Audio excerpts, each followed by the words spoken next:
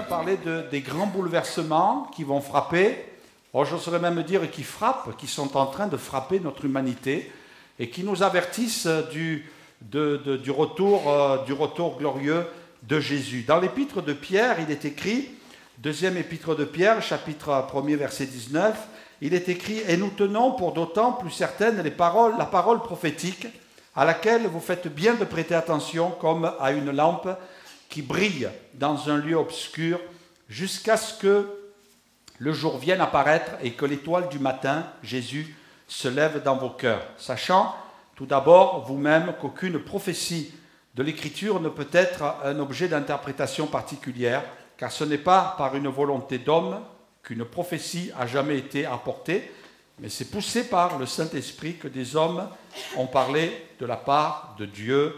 Amen. Il est parlé, et ce matin je voudrais attirer votre attention sur cette expression, il est parlé de la lumière qui brille dans un lieu obscur. La lumière qui brille dans le lieu obscur, c'est la parole de Dieu. La lumière, ta parole est une lampe à mes pieds et une lumière sur mon sentier. Amen. Dieu nous a laissé sa parole. Et puis le lieu obscur, c'est le monde dans lequel nous sommes. Nous sommes dans un monde où la nuit est en train de tomber et de s'épaissir de plus en plus. Et puis, quand on est en pleine nuit, eh bien, c'est souvent dans ces périodes-là qu'il y a de la peur, il y a de la crainte. Un jour, je me suis posé la question, je me suis dit, mais pourquoi les enfants ont-ils peur de la nuit? Pourtant, on ne leur a jamais enseigné.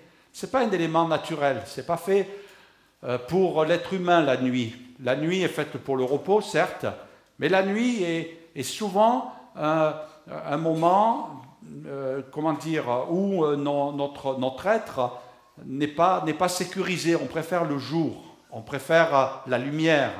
Et puis, Dieu a fait de nous des enfants de lumière. Et puis, dans ce monde où les ténèbres sont en train de s'épaissir, on a besoin de la lumière. Et pour être sécurisé, il faut se rapprocher de la parole de Dieu pour sentir cette lumière nous éclairer. La nuit, il fait plus froid. Il fait plus froid la nuit. Et la température baisse. Et puis, la lumière est une source de chaleur aussi, qui vient réchauffer notre cœur. Ce monde devient froid. Le monde dans lequel nous sommes est un monde où la nuit est en train de s'épaissir. Et puis, comme je disais tout à l'heure, autrefois on disait, voilà, il y a des événements à venir, et puis aujourd'hui, on se place devant l'actualité, on se place devant des réflexions, et on se dit, maintenant, les prophéties n'annoncent plus des choses à venir, seulement il y en a encore qui ne sont pas accomplies, mais aujourd'hui les événements viennent nous dire, mais la Bible dit la vérité. Et puis, c'est vrai que jusqu'à une certaine époque, on disait, attention, il ne faut pas se faire peur, il ne faut pas, c'est pas encore aujourd'hui, mais on sent que les choses s'installent de plus en plus et que maintenant, il suffit d'écouter ce qui se passe dans ce monde et de dire, ben tiens, c'est bizarre. Là, enfin, c'est bizarre. Non, c'est pas bizarre. Pour un croyant, c'est pas bizarre. Pour un chrétien, c'est pas bizarre. C'est la vérité. Dire, mais c'est écrit. C'est écrit dans la parole de Dieu. On a vu la semaine dernière, les semaines d'avant, on a parlé de ces dérives spirituelles, de ces fausses religions, de ces faux bergers, de ces fausses églises qui se montent un petit peu de droite et de gauche, et puis même, quelquefois, les journalistes sont friands de voir ces églises un petit peu, ces pseudo-églises avec ces pseudo-pasteurs, qui sont complètement détournés. J'étais impressionné, alors je ne sais pas, écoutez, j'ai capté ça en passant, il y a un pasteur, je ne sais pas où dans le monde, mais en fait celui-là vraiment il est original. Vous savez ce qu'il a fait? Il a lancé un slogan à son église, il disait « Dimanche matin, vous venez tous au culte tout nus ». Il y en a qui ont levé la main, ah ben voilà, je ne suis pas le seul. Bon, c'est pour ça que vous êtes super bien habillés, là, vous qui levez la main. Vous avez eu peur, hein? Ah, il y a des gens qui deviennent complètement fous aujourd'hui, se vantant d'être sages, dit la Bible, ils sont devenus fous. Fous. Alors je ne sais pas ce qu'il veut préconiser, celui-là. mais alors, bon, il doit en avoir une sacrée couche. Et puis, il y a aussi, malheureusement, non seulement l'immoralité, non seulement les dérives spirituelles, mais il y a aussi de l'immoralité qui s'installe, et même dans un pays comme le nôtre, qui est un pays appelé un pays conservateur, il paraît que c'est très difficile de faire évoluer les mentalités en France. On est un pays d'histoire, on est un pays où on a du mal, les présidents qui se sont succédés ont tous dit que c'était difficile de faire changer un pays où il y avait plus de 365 fromages. Parce que tous les jours on varie. Et puis c'était Valéry Giscard d'Estaing qui avait dit ça. Et puis avec un ton d'humour, il parlait de la mentalité française. Malheureusement, il y a certaines choses qui ne veulent pas changer, mais il y en a d'autres qui veulent s'imposer dans les écoles. On veut enseigner les enfants, on commence à faire des livres. On sait que si on dérègle la moralité des enfants, ça va être un désastre. Dans quelques années, nous allons assister à un véritable désastre, à un véritable désordre. Je sais, et ce matin, je veux le citer, je n'ai pas peur, j'assume mes responsabilités, mais le ministre de l'Éducation veut faire mourir l'Église. Il l'a écrit. Il veut faire disparaître l'Église. Il veut créer une Église athée. Il veut condamner les églises. Mais moi, je voudrais l'avoir en face, et peut-être que j'aurai l'occasion, on ne sait jamais, mais lui dire qu'il ne s'aventurera jamais à cela. Il pourra faire certaines choses, mais la Bible dit que celui qui touche à l'Église, au peuple de Dieu, c'est comme s'il touchait à la prunelle de l'œil de Dieu. Il ne pourra pas détruire ça. Il y a combien qui se sont aventurés? Ils ont voulu détruire la Bible, ils ont voulu détruire la foi, mais ils n'y sont pas arrivés. La foi, dans les pays totalitaires, elle existe toujours. Mais certains pays totalitaires se sont effondrés. Amen. Parce qu'on ne détruit pas ce que Dieu a semé. Et puis on doit rester excusez l'expression, on doit rester bien dans nos bottes et ne pas avoir peur. On doit rester confiant dans le Seigneur. Il y a des choses qui changent, des choses qui évoluent, mais Dieu garde la maîtrise. Amen. Le peuple de Dieu va passer par des moments difficiles. Nous en parlerons la semaine prochaine. L'Église va passer par des moments difficiles, des moments de pression, des moments de tribulation aussi. Et déjà, c'est en cours. Mais nous voulons rester confiants dans le Seigneur, nous appuyer sur lui, compter sur sa grâce, et il est celui qui prend soin de nous. Alors nous allons voir ce matin des phénomènes qui sont annoncés dans la Bible, qui nous annoncent le retour de Jésus, des phénomènes qui frappent notre humanité, qui frappent notre monde. Lisons ensemble dans l'évangile de Luc, ça touche bien sûr des textes qui parlent de la fin des temps. Alors peut-être on ne va pas lire entièrement le contexte, mais faites-moi confiance, vous pourrez prendre les références et puis lire chez vous si vous voulez. Dans Luc chapitre 21, verset 11, il est écrit « Il y aura de grands tremblements de terre et en divers lieux des pestes et des famines, et il y aura des phénomènes terribles et de grands signes dans le ciel. » Je ne dis pas que j'ai la totale maîtrise de ce que ce texte veut dire exactement. Je fais partie de ceux, comme un jour me l'a enseigné quelqu'un, que la lumière, elle nous éclaire au fur et à mesure que nous avançons. Comprenez, si vous avez une lampe avec vous et que vous soyez dans la nuit, vous allez éclairer à une certaine distance. On est bien d'accord? Et au fur et à mesure que vous allez avancer, cette distance va se rallonger. Il en est exactement pareil avec la parole de Dieu. Plus nous avançons dans le temps, et plus l'avenir s'éclaire. Plus nous sommes loin dans le temps, et plus l'avenir nous semble incertain. Donc au fur et à mesure que nous avançons dans le temps, eh bien nous voyons l'avenir s'éclairer. L'avenir qui est de moins en moins un mystère, parce que la parole de Dieu nous le dit. Donc il y a des choses forcément qui à l'heure actuelle sont beaucoup plus claires qu'il y a 20 ans, 30 ans en arrière. Par contre, il y a des choses qui vont se révéler si le Seigneur tarde dans les années à venir. Et je voudrais retenir votre attention sur des pestes.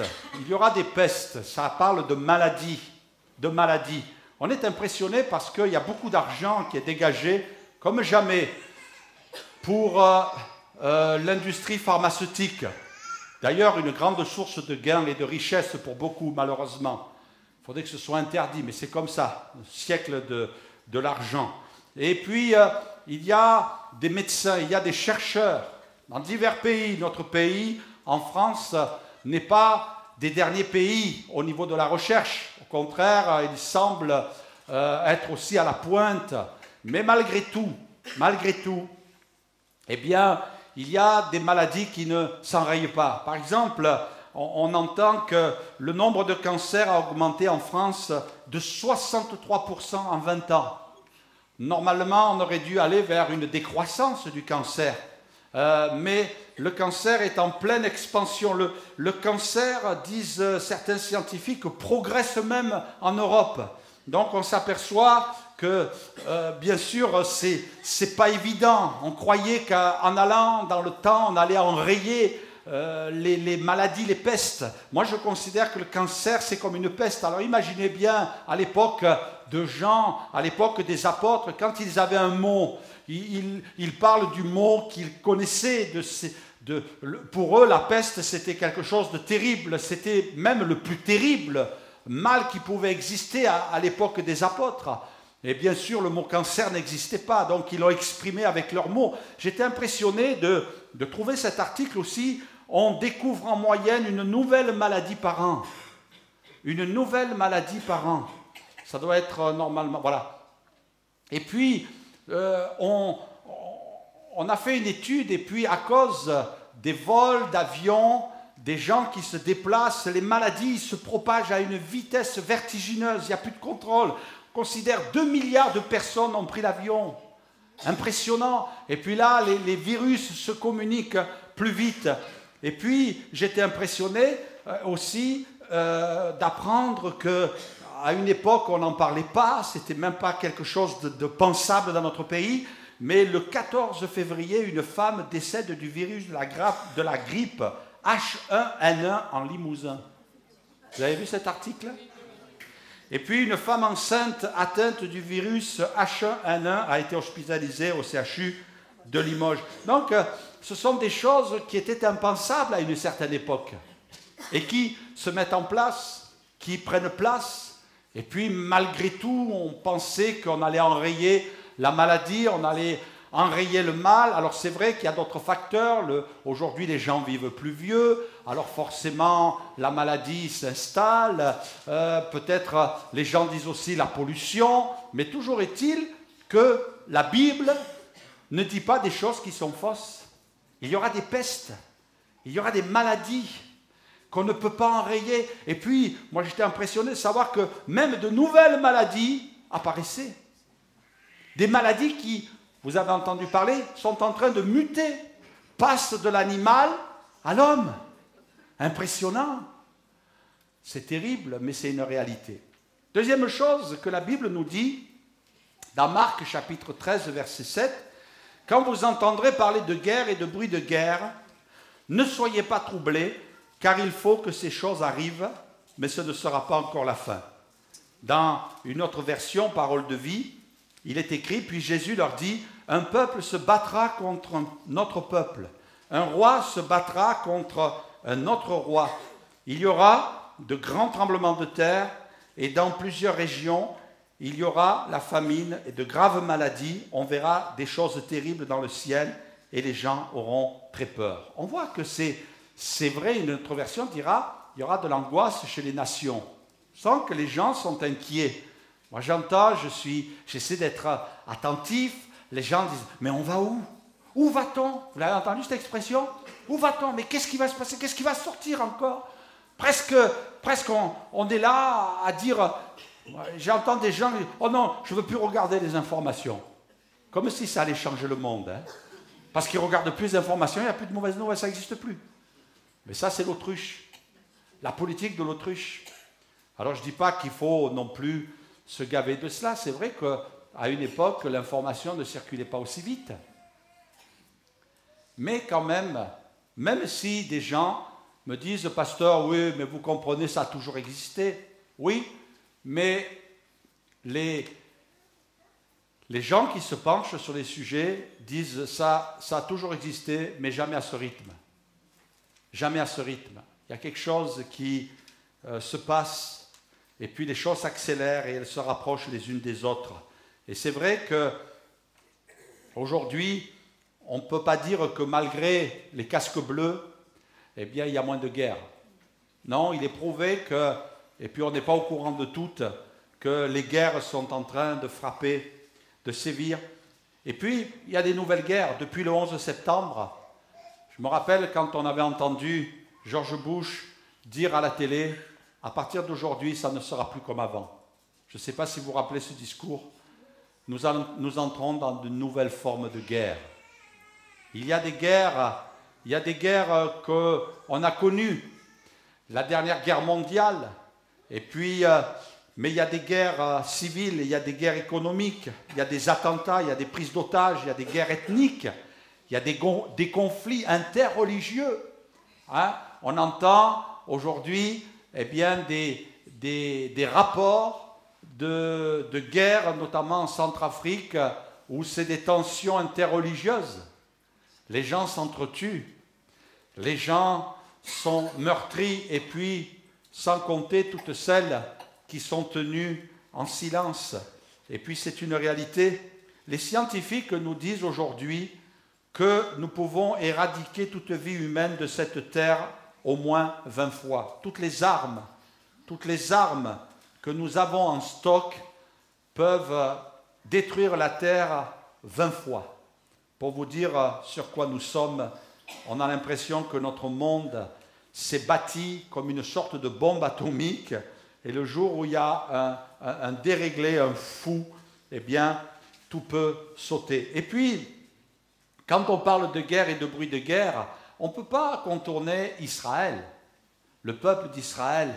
Certains ont dit Israël, c'est la poudrière. Dans le livre de Zacharie, il est écrit « Voici, je ferai de Jérusalem une coupe d'étourdissement pour tous les peuples d'alentour, et aussi pour Juda dans le siège de Jérusalem. En ce jour-là, je ferai de Jérusalem une pierre pesante pour tous les peuples. Tous ceux qui la soulèveront seront meurtris, et toutes les nations de la terre s'assembleront contre elle. » À un moment donné, j'étais un petit peu tremblant quand nous sommes passés par cet événement désastreux du 11 septembre, où les 2 tours se sont effondrées en 2001. Et puis, je me suis dit, le pays américain est un pays qui protège Israël. Un pays qui est là pour empêcher 500 millions, malheureusement c'est une réalité, de populations arabes qui n'attendent qu'une chose, c'est que la protection qui est sur Israël disparaisse pour se jeter sur ce peuple et l'anéantir. 500 millions. Israël est entouré de 500 millions de peuples arabes. Alors je ne dis pas qu'ils sont tous animés de ce sentiment, mais on sait que les peuples arabes n'attendent qu'une chose, c'est de faire disparaître Israël pour donner le territoire aux Palestiniens. Je ne prends pas parti, je ne dis rien, c'est un fait réel. Et puis quand finalement le but de pouvoir se livrer à cette action, il faudra que les États-Unis lâchent Israël. Et il y aura un moment, et c'est vrai que quelque part, il y a eu comme des tremblements chez certains, en disant le 11 septembre a fait plier la nation américaine, et puis ils seront tellement préoccupés par leurs problèmes et leurs soucis qu'ils vont lâcher Israël, et là, ça sera un désastre. Mais ce n'était pas encore le moment, et puis ce n'était qu'un avertissement. Le 11 septembre a mis en évidence, le 11 septembre a mis en évidence quelques réalités. Réalités aussi qui laissent apparaître les prophéties de la parole de Dieu, mais le temps me manquerait de détailler cela. La Bible dit aussi, on va le lire dans Matthieu chapitre 24 verset 7, « Il y aura en divers lieux des famines et des tremblements de terre. » Là aussi, malheureusement, cette mauvaise nouvelle prend place et s'installe. Et on s'aperçoit qu'aujourd'hui, il y a des combats qui sont menés par les nations. Par exemple, on réalise qu'il faut lutter contre un phénomène bizarre, quelque part. C'est le phénomène de la désertification. Les déserts qui s'accroissent. Et puis, on s'aperçoit que c'est un phénomène, on dirait, qui vient se greffer. Du moins, c'est d'autres phénomènes qui viennent se greffer à ce phénomène pour accélérer la désertification. Par exemple, l'activité humaine, la pollution, les déforestations qui font grandir les déserts, mais aussi des phénomènes climatiques. Je ne vous apprends rien que le climat subit quelques modifications aussi à cause de l'activité humaine. Ces choses apparaissent à une certaine époque. Les gens n'étaient pas préoccupés. Ils n'étaient pas préoccupés par cela. Mais maintenant, on est préoccupé à tel point que les scientifiques disent « les insectes sauveront la planète de la faim ». Je ne sais pas si vous le savez, mais on réfléchit pour savoir comment vous faire manger des chenilles, des vers de terre. C'est une conclusion à laquelle est arrivée l'Organisation des Nations Unies pour l'alimentation et l'agriculture. Pourquoi? Parce qu'on s'aperçoit que c'est vrai, peut-être vous avez commencé à cultiver des asticots chez vous. Non, non. Tu m'inviteras chez toi à manger quelques-uns. Il paraît, ouais, il paraît. Quelqu'un m'a dit que ça avait un petit goût de... Hein, ça, ouais. C'est très bon. Et puis, Jean-Baptiste mangeait bien des sauterelles. Hein? Ah ben, les pauvres sauterelles maintenant. Et les grenouilles, ça se mange bien. Les grenouilles, oui. Mais laisse-moi te dire, c'est pas un insecte, mon cher ami. Mais c'est vrai, c'est vrai. Il n'a pas tort, hein, David. Il est intelligent. On ne dirait pas le voir, hein, je reconnais. Mais il est intelligent. Pourquoi? Parce que, justement, quelques-uns disent...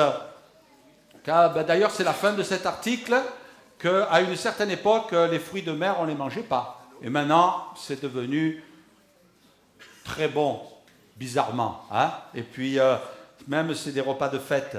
Mais à une certaine époque, ben voilà. Et puis, des réflexions sérieuses, parce qu'ils s'aperçoivent qu'on ne peut plus satisfaire tous les besoins. L'augmentation de la démographie mondiale. Est-ce que vous savez, j'ai appris ça aujourd'hui,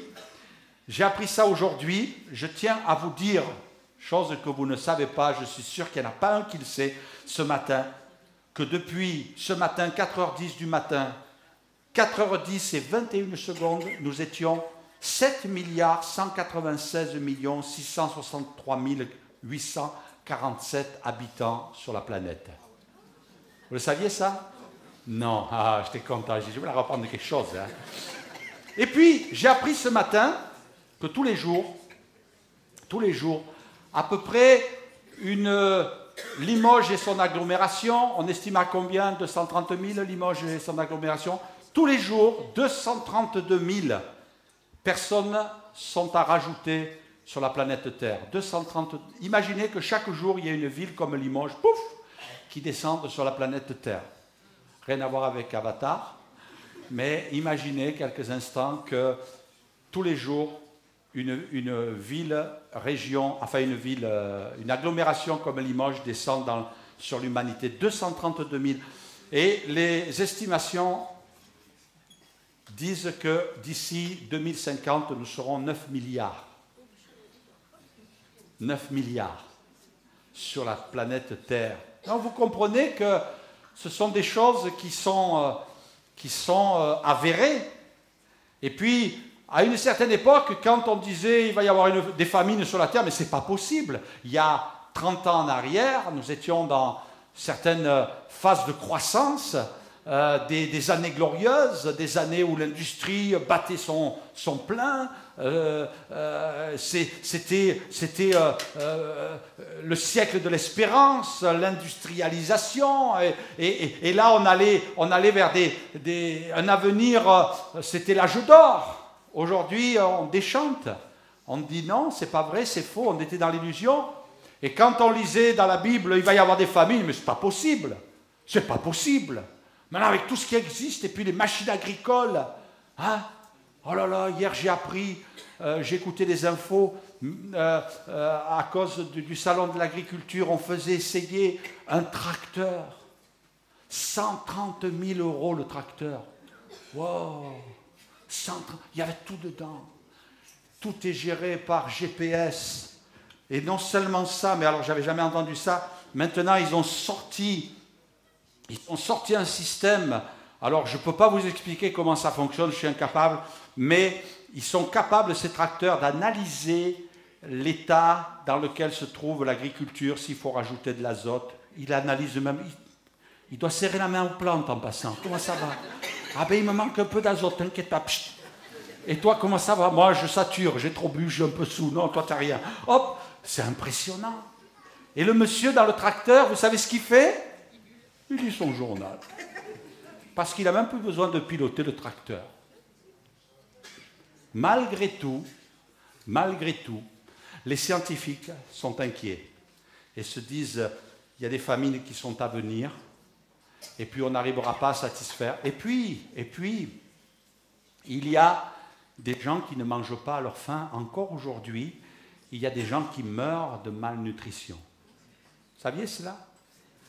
Il paraît aussi que d'après les estimations, de plus en plus, il y a, vous le savez, je ne vous apprends rien, il y a les riches qui deviennent de plus en plus riches, les pauvres qui deviennent de plus en plus pauvres, et beaucoup, alors je n'ai pas le pourcentage du nombre de gens, mais il semblerait que nous allons de plus en plus vers une réalité. On estime, c'est marqué dans ma petite étude ici, si rien n'est fait, le prix de certaines denrées alimentaires comme le maïs aura plus que doublé d'ici 2030, frappant en premier les plus pauvres qui dépensent déjà jusqu'à 80% de leurs revenus pour se nourrir. 80% de leurs revenus pour se nourrir. Et tout ça aussi, non seulement l'augmentation de la population, mais aussi les changements climatiques.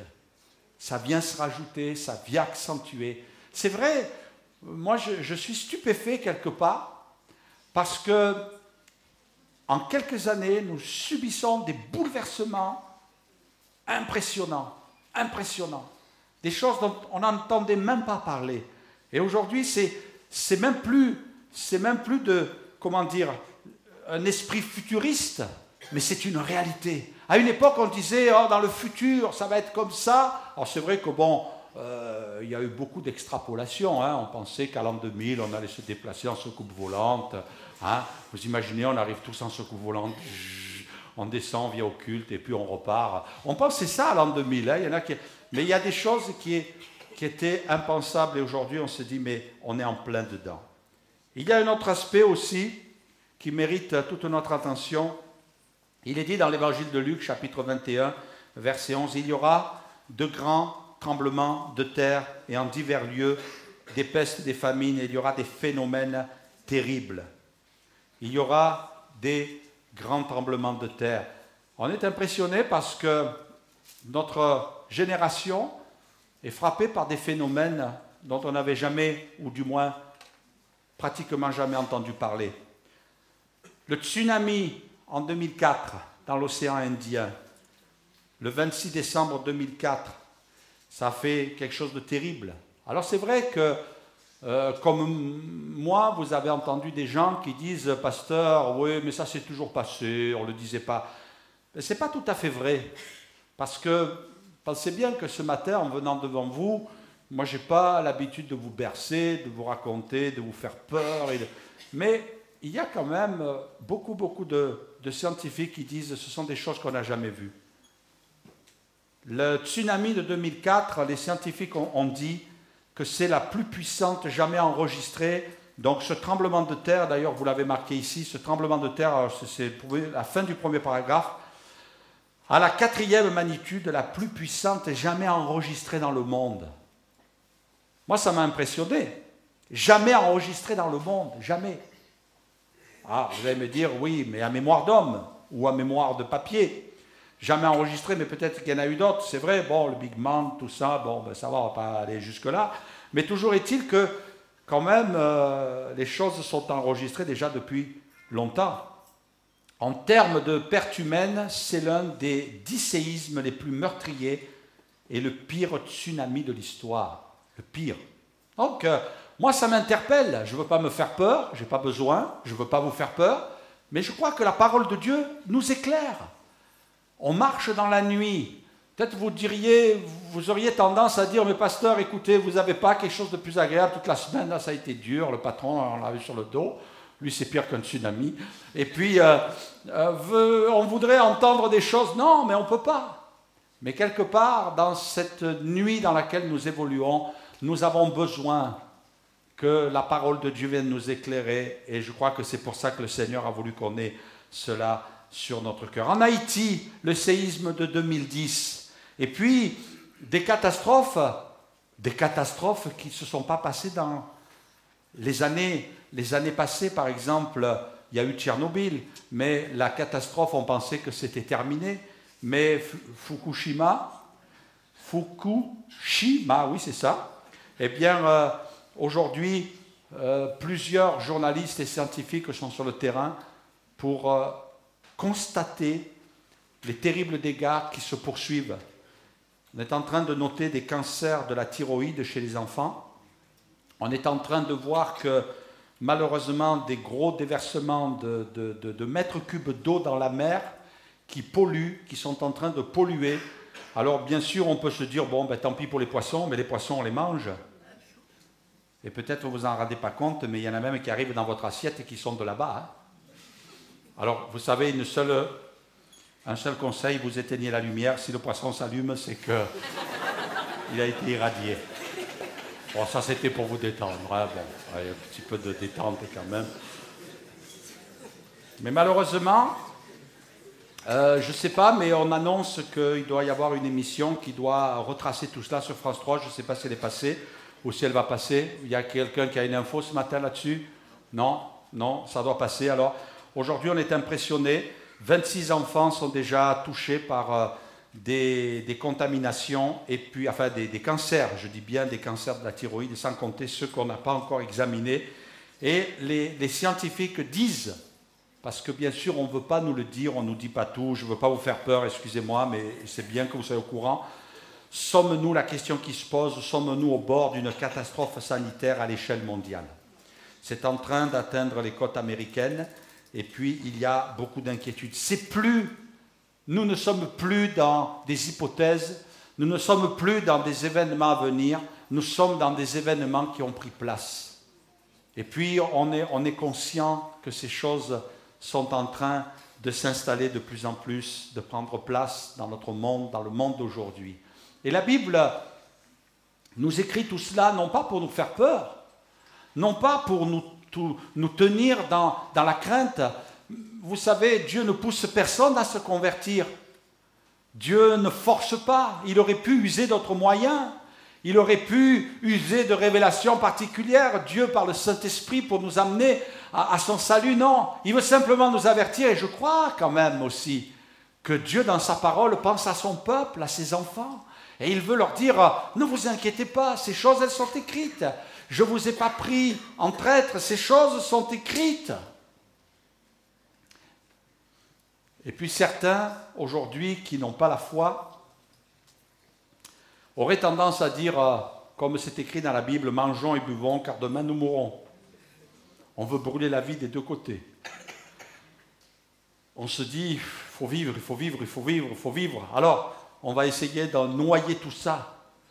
Ils veulent noyer tout ça avec toutes sortes de moyens, les plaisirs, les loisirs, l'alcool, la fête, tout ça, et ils veulent essayer d'oublier tout cela. Mais la parole de Dieu nous invite à un autre réflexe. Regardez ce qui est écrit dans la parole de Dieu, dans l'évangile de Luc, chapitre 21, verset 25. Il est écrit, il y aura des signes dans le soleil, dans la lune et dans les étoiles. Je ne sais pas comment vous le traduisez. Et sur la terre, il y aura de l'angoisse chez les nations, qui ne sauront que faire au bruit de la mer et des flots. Les hommes rendant l'âme de terreur dans l'attente de ce qui surviendra pour la terre, car les puissances des cieux seront ébranlées. Et il est dit, alors, on verra le Fils de l'homme venant sur les nuées, avec puissance et une grande gloire. Or, on comprend bien que les événements qui sont en train de sévir, qui sont en train de frapper notre monde, notre humanité, sont là aussi pour nous dire, voyez dans quel état l'homme a mis la terre. Quelqu'un disait, hier on disait, quelle terre allons-nous laisser à nos enfants? Et j'ai trouvé un nouveau raisonnement à cause de la moralité, de la dégradation de la moralité. Quel enfant allons-nous laisser à notre terre? Parce qu'on s'aperçoit que les catastrophes, elles frappent notre terre, mais aussi il y a comme une misère qui s'installe dans le cœur des gens, dans le cœur des enfants. Et puis la Bible dit, les hommes rendant l'âme de terreur dans l'attente de ce qui surviendra pour la terre, car les puissances des cieux seront ébranlées. Alors on verra le Fils de l'homme venant sur une nuée avec puissance et une grande gloire. Amen. Quand ces choses commenceront à arriver, redressez-vous, levez vos têtes, parce que votre délivrance approche. Amen. Voilà ce que Dieu nous invite à faire. Redressez-vous. Soyez pas courbés, soyez pas inquiets. Ça ne veut pas dire qu'il faut être indifférent. Non, il faut qu'on soit présent.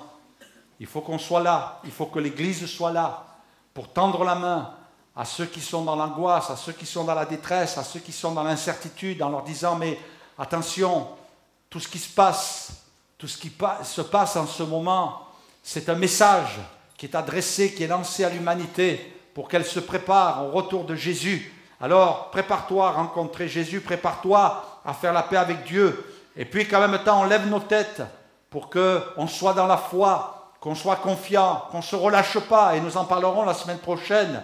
Que l'Église ne s'endorme pas, qu'on ne soit pas là dans la lassitude, qu'on ne soit pas là en s'installant. Il faut savoir une chose, mes frères et sœurs, béni soit Dieu pour tous les privilèges que nous pouvons avoir. Béni soit Dieu pour peut-être la possibilité d'avoir une bonne situation, un bon salaire, d'avoir une maison convenable. Béni soit Dieu pour tout cela.